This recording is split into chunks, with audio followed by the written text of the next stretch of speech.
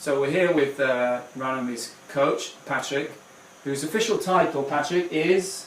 I'm coach of the National Training Center in Eindhoven, the Netherlands. Which is relatively recent for you. So talk to us about what you were doing before that and how you came to this position. In a nutshell, I was 17 when I became a coach. I trained at a club near The Hague in the Netherlands, and I first was a consultant, so something totally different. And I ended up being a coach full-time in 2010 in Eindhoven, first for the regional training center where the young athletes train, between 14 and 18. And since last June, Remy asked me to be her coach. So just over a year now. Since 2011 and 12, when Chaco Verhaar was her coach, I assisted Chaco for 2-3 times per week. So I also assisted Remy in her program. Okay. So the two of you are fairly familiar with what needed to be done, because it's quite a responsibility for a relatively young coach or a coach that's come from an age group program to say, well, Rio is, 2-3 years away. Right. We started with her and she's won 2 Olympic gold medals. There's going to be an awful lot of pressure on your shoulders to be able to deliver 2 more. Yeah. Now I can imagine that from the outside, there's a lot of pressure on it, but for myself, I'm actually pretty relaxed. It's just my character. I don't feel any pressure from outside. I've been in the Worlds in Doha with her, and I felt very, very relaxed. And I think the most important thing is to stay relaxed as well with Remy beside you, and it happens naturally actually. So we'll see this summer, but I don't see major changes in that, and even for the Olympics. So. And how is the relationship between the two of you? How much ownership does she have of the sessions that she's doing, or the work that has to be done in the pool? Actually, I discuss some points with her. But Remy's character is that she wants to be led a little bit, so I take the lead in the program, and of course I inform her on what we're doing. She likes to be informed, and if she really wants something different, she mentions it, but most of the time, like 95% of the time, she likes the program, she enjoys it, and she feels confident with it. So it's not really necessary for her to be in the lead in it. And how do you view the 50 and 100 freestyle in the world at the moment, particularly in the last 12 months and the next 12 months? So what we've seen the last couple of years is that the 100 isn't getting much faster, but it's getting more dense. So we see a lot of athletes, especially in Australia, with Kate and Bronte Campbell, but also with Sarah Schustrom, who are swimming 52.6, 52.7, which is the same level as Remy has done. So I see, and Femke of course, so I see a lot of athletes around that time not making major steps towards 52 low yet. And in the 50 freestyle it's actually the same. We see swimmers swim 23.9, 24 flat, which is the same level as Remy has done in the past. So we see a little more density in the level, but not making big steps in it. So. And what do you think her strengths are, either as a person or in the water? As a person, she's a real killer. She knows how to perform at the right moment, especially when the pressure gets on in the finals. She's much cooler than most of the rest of the athletes, and she knows how to execute her in the wide rate process. And regarding the water, she's very good in her start. I think she's the best starter in the world. So especially for the 50 freestyle, she gets always a little bit of a lead already at 15 meters. And what she's good in, she has a high capacity of getting very high in her stroke rate and swimming in a pretty effective way. So she's could go up to stroke rates of 63, 64 even. Yeah, there's not a lot of athletes who can do that now. So, but when we watch her swim, and she's got this very high turnover, how do you ensure that she's holding the water as she's turning over so quickly? Yeah, one of her main assets is also that she has she gets her high stroke rate because of a lot of rotation. She got a lot of rotation power in her body. She doesn't have a glide stroke, so there's a lot of effective forward, downward and backward movement instead of forward only. And this is one of her assets. Yeah. In Eindhoven, you have a lot of scientific support and backup. How much do you use that on a daily basis? A lot. I actually only can use it when I'm in the training pool. It's a 4-lanes training pool where I have a lot of cameras running around alongside the pool.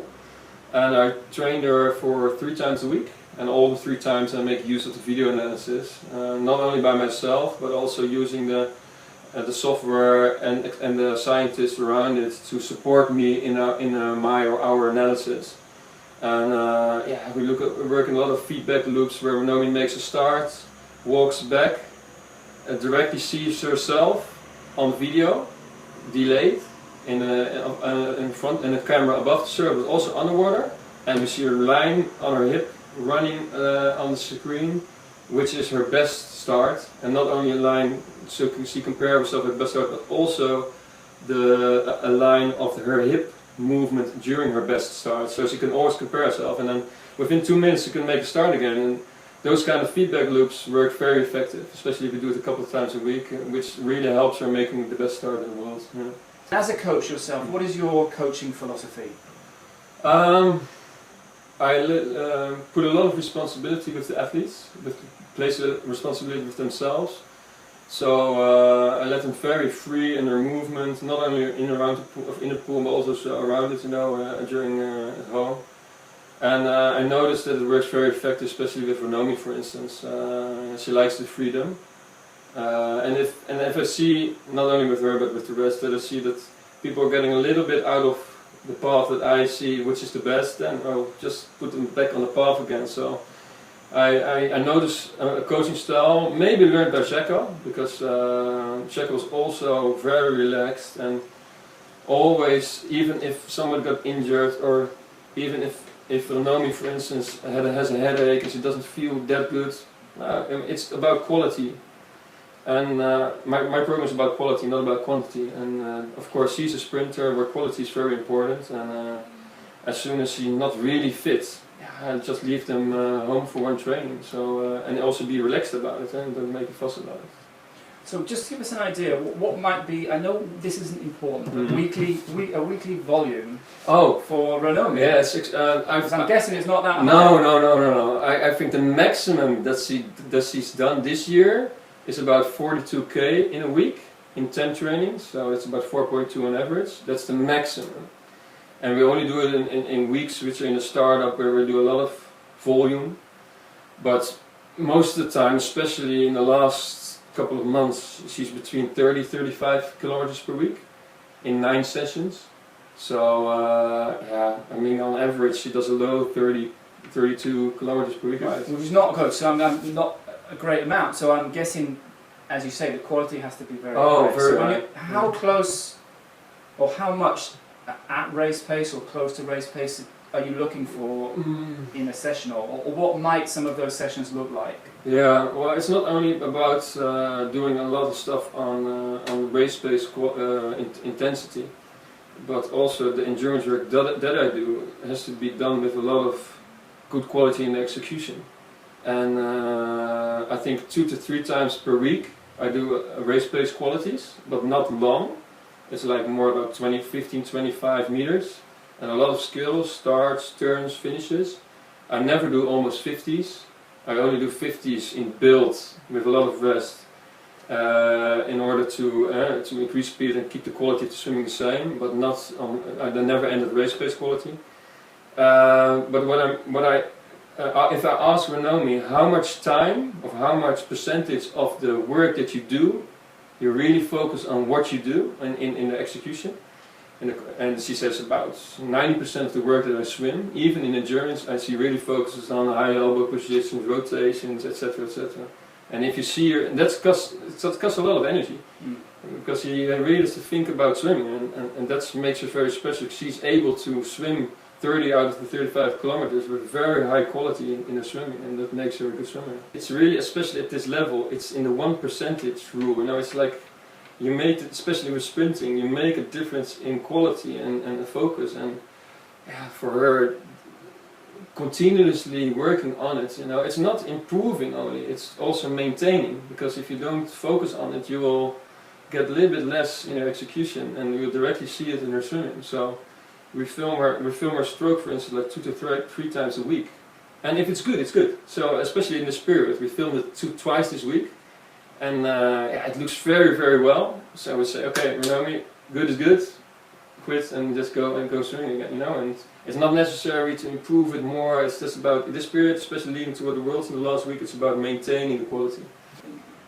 Why did you start Yeah. your coaching career at a very young age, 17. Oh. What took you in this direction? Well, it was actually pretty funny because when I started swimming because my mother, because she said, Patrick, the doctor said he has difficulty with his lungs, etc. It was a little bit asthmatic, so the doctor advised my mom put him on swimming, it's good for his lungs. So I started swimming, and actually I was in a group of 50 swimmers, and with one coach on the pool deck, and quality was poor, and of course it was fun. And when I turned 17, we still had the same issue, and I was a little bit older. My mum said to me, Patrick, why don't you start coaching? Because then you can be more coach around on the pool deck, and then we could give more quality in the swimming, etc., etc. So she started up a coaching clinic or course with 6 other coaches or 6 other athletes around my age in the swimming pool, and then with one head coach. And then eventually, when we finished it, yeah, we could give more quality alongside the pool deck, and then by then I developed myself into a better coach. You have to be lucky as well, because I had one athlete, she was pretty good, and at that time I put all my effort, all my energy in it, making her better, and she eventually qualified for European Juniors, which made me came in contact with Marcel Wouda, the long tall guy. He was a junior coach at the time, and then by knowing him and learning from him, he eventually got the question by him to go move to Eindhoven 4 or 5 years later. Yeah. So you've had 2 people there who have been very important. Very important. Yeah. I mean, for a young coach to have been influenced by Marcel and by Jacko. As coaches, yes, that's very important. Yeah. And I put a lot of energy by myself in it as well, because I really tried to pull a lot of information from Marcel when I was back home, and by the email, and when I moved to Eindhoven. Every time when I finished my junior program, age group level swimming, I went to the training of Jacko. Even when I didn't assist him, I sit there and just listened to what he told the athletes, and looked at his analysis with the starts and turns, etc., etc. And so in a couple of years' time, I got the opportunity to learn from the best coaches and trainers in the world. So I feel very lucky and pleased with that chance. Yeah. Well, we wish you the best of luck. Thanks. Thank you very much for your time. You're welcome. Great. Good luck. Thank you.